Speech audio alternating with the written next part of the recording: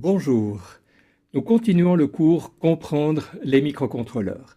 Et cette fois, enfin, nous allons vraiment parler de microcontrôleurs, nous allons même pouvoir définir précisément de quoi il s'agit. En effet, dans ce module, nous allons donner une définition précise de ce qu'est un microcontrôleur. Nous allons également regarder comment nous allons pouvoir le mettre en œuvre au niveau électronique, donner le schéma de mise en œuvre, et on parlera également de l'environnement de développement dont on a besoin pour mettre en œuvre un microcontrôleur. Plutôt que de faire tomber du ciel une définition du microcontrôleur, permettez-moi de revenir un tout petit peu en arrière sur l'architecture des systèmes informatiques.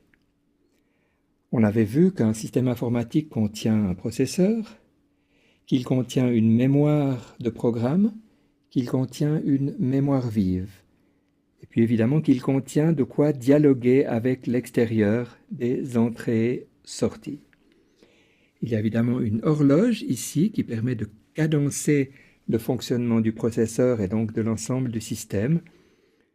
Notez que ce schéma d'un système informatique peut correspondre à beaucoup de systèmes informatiques différents.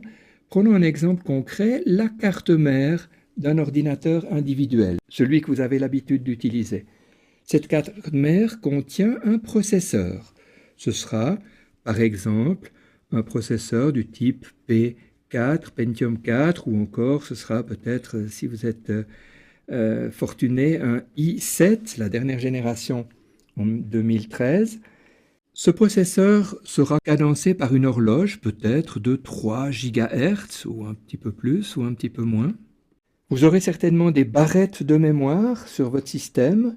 Peut-être aurez-vous 4 gigabytes de barrettes de mémoire. Vous aurez certainement des entrées et des sorties, par exemple un clavier, par exemple une souris pour les entrées. Vous aurez certainement un écran et bien d'autres choses pour les sorties. Petite question, est-ce que vous aurez une ROM dans votre système? C'est vrai qu'on en a peut-être moins conscience, les fabricants n'en parlent pas, mais tout système informatique a une mémoire morte pour que le programme puisse s'exécuter au démarrage. Et dans le cas d'un système informatique d'une carte mère, il s'agit de ce qu'on appelle le BIOS, pour ceux qui ont un petit peu fait de la maintenance informatique.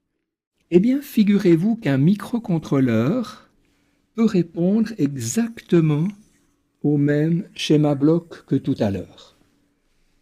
J'ai pris le même dessin, j'ai pris les mêmes expressions. Il s'agit toutefois pas tout à fait du même dispositif. Peut-être que nous aurons un processeur cadencé à une fréquence de 8 MHz. On est loin des 3 GHz de tout à l'heure. Le processeur sera certainement beaucoup moins puissant que votre Pentium 4 ou que votre i5 ou i7.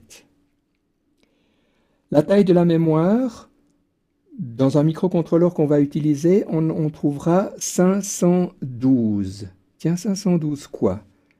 Eh bien, simplement 512 bytes, 512 octets. On est bien loin des 4 gigabytes que vous avez peut-être sur votre ordinateur.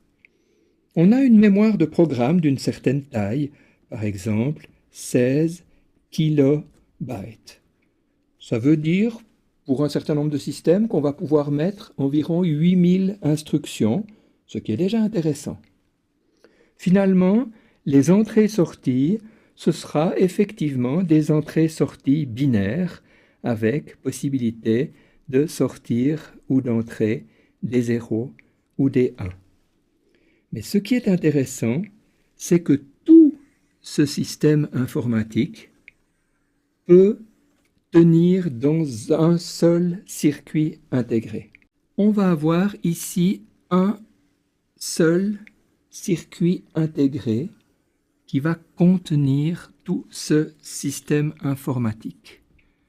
Un circuit intégré, en anglais Integrated Circuit.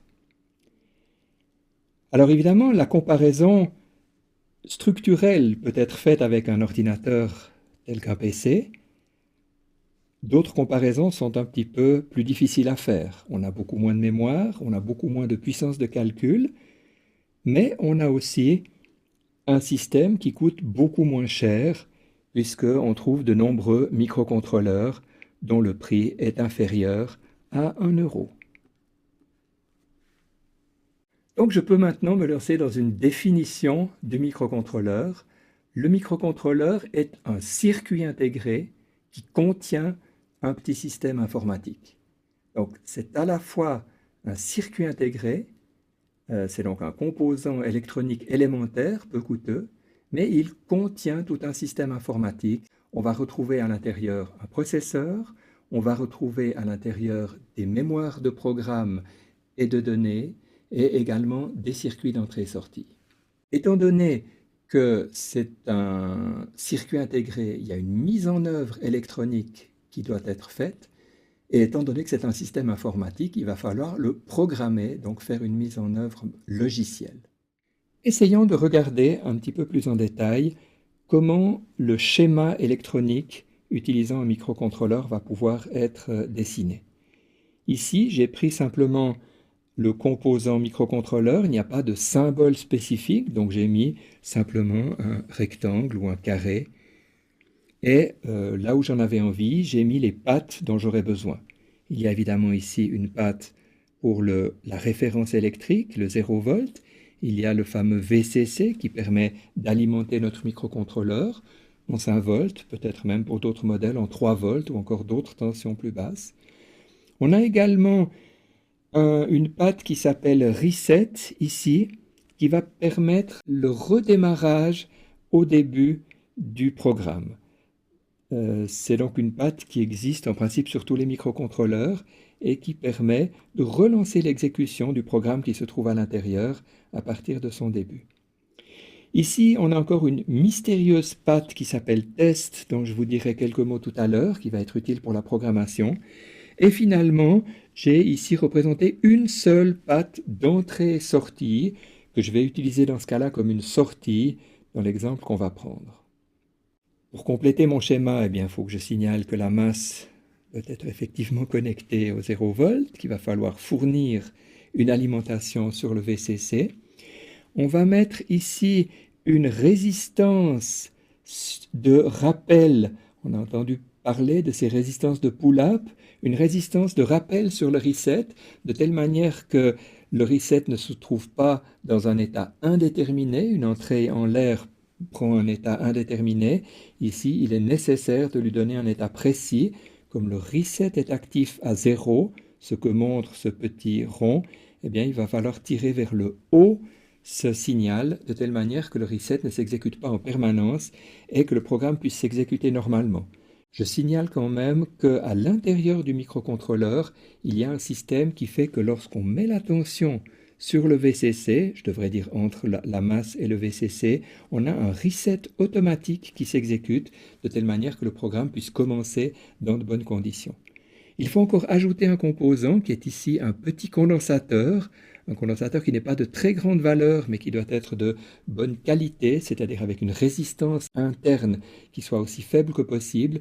On appelle ce type de condensateur des condensateurs de découplage, decoupling capacitor en anglais. Il y a d'autres termes qui sont également utilisés, bypass capacitor. Je pourrais vous donner une explication très simple sur l'utilité de ce condensateur. C'est une petite réserve d'électricité qui permet, lorsqu'il y a une demande instantanée importante, de faire face à cette demande de courant au niveau donc, des alimentations, puisqu'il est connecté ici au plus et ici au moins. On doit le mettre le plus proche possible du circuit intégré.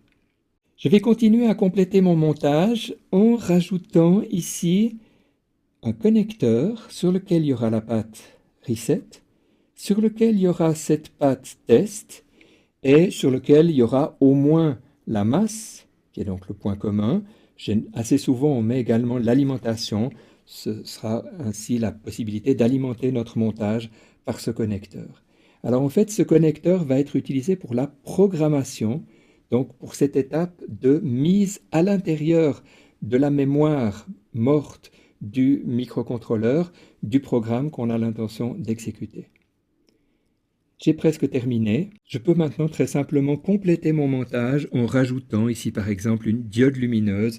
Ce sera la seule sortie de mon système qui n'aura même pas d'entrée. On pourra par exemple faire clignoter cette diode lumineuse. C'est quelque chose qui est peut-être pas très sophistiqué, mais si on peut faire clignoter une diode lumineuse et faire varier d'un programme à l'autre sa vitesse de clignotement, on aura déjà la conviction qu'on a réussi à faire fonctionner notre microcontrôleur. Un tel montage n'est pas compliqué à réaliser. Vous connaissez ces plaques qu'on appelle parfois des plaques d'expérimentation en français, ou des breadboards ou des project boards en anglais. Eh bien, ces plaques d'expérimentation permettent très simplement de connecter selon le schéma qu'on a mis tout à l'heure. On voit ici le circuit intégré. On voit ici sur la patte correspondante la résistance de rappel pour le reset qui est connectée au plus, donc à la bande rouge ici. On voit ici l'alimentation, les deux alimentations du processeur. On voit ici la connexion d'une patte à une diode lumineuse avec une résistance qui va jusqu'à la masse. Ici, j'ai rajouté ces quelques fils pour qu'on puisse avoir effectivement des deux côtés le moins et des deux côtés le plus, de telle manière que ce connecteur ici permette d'alimenter le montage et ce connecteur-là le complète pour la programmation. Notez que ce dessin a été fait avec un logiciel qui s'appelle Fritzing et que vous pouvez trouver sur ce site internet fritzing.org. J'ai donc maintenant mon schéma. Il va falloir trouver un environnement de développement, un système de développement qui va me permettre de mettre le programme à l'intérieur de mon microcontrôleur. Je vais utiliser pour ceci un PC et ici ce qu'on appelle un programmateur. Alors, plutôt bonne nouvelle, le PC n'a pas besoin d'être un PC extrêmement sophistiqué. On a des environnements de développement logiciel dont on parlera tout à l'heure et dans les prochains modules qui ne sont pas trop lourds, pas trop complexes.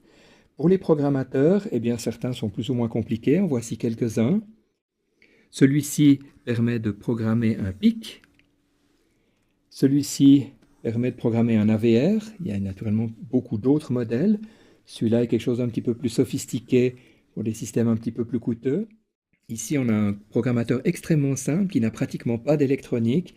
Malheureusement, il utilise le port LPT des ordinateurs qui ne sont plus disponibles sur des ordinateurs modernes. On préférera les solutions utilisant des connecteurs du type USB.